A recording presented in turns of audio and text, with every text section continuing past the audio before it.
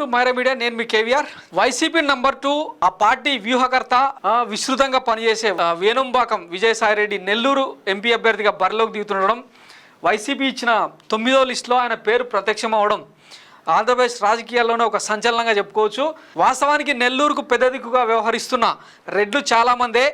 వైసీపీలో ముఖ్యంగా వేమిరెడ్డి ప్రభాకర్ రెడ్డి రీసెంట్గా ఆయన రాజ్యసభ పదవీ కాలం ముగియడంతో ఆయనను ఎక్స్టెన్షన్ చేయకపోవడంతో హట్టైన వేమిరెడ్డి ప్రభాకర్ రెడ్డి ఆ పార్టీని వీడి ఇవాళే టీడీపీలో చేరుతున్న సమయంలోనే అనూహ్యంగా నెల్లూరు ఎంపీగా విజయసాయిరెడ్డిని ఫీల్డ్ చేయడం అనేది ఒక సంచలనంగా మారిందనమాట.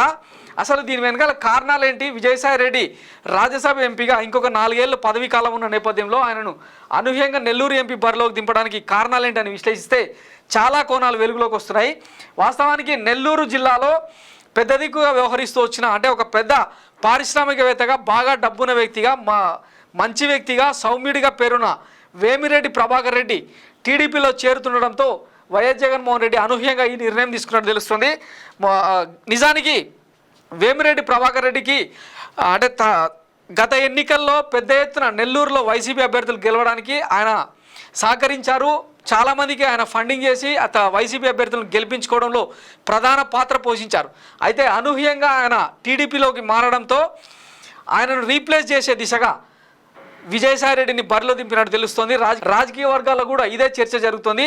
నిజానికి వేమిరెడ్డి ప్రభాకర్ రెడ్డికి చట్టసభల్లోకి అంటే అత్యున్నత పదవిని కట్టబెట్టడంలో ఆయన భార్య ప్రశాంతి రెడ్డికి టీటీడీలో స్థానం కల్పించడం, అలాగే ఉత్తర భారతదేశంలో టీటీడీ ఆలయాల పరిరక్షణ కమిటీలో ఆమెను మెంబర్గా చేయడం లాంటి ఎన్నో పదవులను వాళ్ళకు ఇచ్చారు. అయినా కూడా ఆయన సంతృప్తి చెందకపోగా తాను చెప్పినట్టే నెల్లూరు జిల్లా రాజకీయాలు నడవాలన్న ఒక ఈగో ఫ్యాక్టర్ వేమిరెడ్డిని దూరం చేసుకునే దిశగా అడుగులు పడ్డట్టు రాజకీయ వర్గాల్లో చర్చ జరుగుతోంది. మరోవైపు వచ్చే ఎన్నికల్లో నెల్లూరు సిటీ నుంచి అనిల్ కుమార్ యాదవ్ను కూడా తప్పించాలన్న కండిషన్ను వైఎస్ జగన్మోహన్ రెడ్డి పరిగణలోకి తీసుకున్నారని, వేమిరెడ్డి సూచించడం వల్లనే మేయర్ ఖలీల్ ఖాన్ పేరును నెల్లూరు సిటీ అభ్యర్థిగా ప్రకటించడం కూడా జగన్ చేశారు.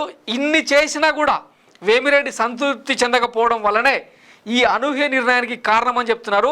ఇక విజయసాయిరెడ్డి ప్రస్థానం కనుక మనం చూసినట్టయితే 2011లో వైఎస్ఆర్సీపీని పెట్టినప్పటి నుంచి ఆయన అంటే వైఎస్ జగన్మోహన్ రెడ్డి అక్రమాస్తుల కేసుల్లో A1 నిందితుడిగా జగన్ను చేరిస్తే A2 నిందితుడిగా విజయసాయిరెడ్డి పేరు ప్రతి కేసులోనూ కూడా ఉండడం మనం చూసాం గతంలో.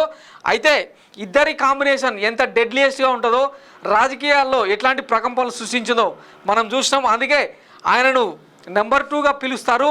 తర్వాత ఆయనను రాజ్యసభకు పంపిన తర్వాత ఢిల్లీ వ్యవహారాలు మొత్తం చక్కబెట్టేది కూడా విజయసాయిరెడ్డి అని చెప్తుంటారు. రాష్ట్ర పురోభివృద్ధిలో ఢిల్లీ నుంచి సహకారం అందడంలో వేణుంబాకం విజయసాయిరెడ్డిది కీలక పాత్ర అని కూడా ఆ పార్టీలో చెప్తుంటారు. ఇక ఇవన్నీ పక్కన పెడితే కోస్తాంధ్రలో పార్టీ ఎక్కడైతే వీక్గా ఉందో, మరోవైపు పార్టీని వీడి వెళ్ళిన ఆళ్ళ రామకృష్ణారెడ్డి లాంటి వాళ్ళను మధ్యవర్తిత్వం వహించి మళ్ళీ తిరిగి పార్టీ గూటికి చేర్చడంలో విజయసాయిరెడ్డిది కీలక పాత్ర అని కూడా చెప్తుంటారు. ఇలాంటి నేపథ్యంలో అంటే వైసీపీకి ట్రబుల్ షూటర్గా వ్యవహరిస్తున్న విజయసాయిరెడ్డిని నెల్లూరు ఎంపీ అభ్యర్థిగా బరిలో దింపడంతో ఒక్కసారిగా ఉత్తర కోస్తాలోనే రాజకీయ పరిణామాలన్నీ మారినట్టు తెలుస్తోంది. చూడాలి మరి ఈ ఎంపిక ఎట్లాంటి సంచలనాలు సృష్టిస్తుందో. నెల్లూరు ఎంపీగా మరి ఆదాల ప్రభాకర్ రెడ్డిని పక్కకు పెట్టి విజయసాయిరెడ్డిని రంగంలోకి దింపడం, మరి ఆదాల ప్రభాకర్ రెడ్డిని పార్టీ ఎట్లాంటి స్థానం కల్పించి ఆయనను సంతృప్తి పరుస్తుందో ఇవన్నీ చూడాల్సిన అవసరం ఉంది.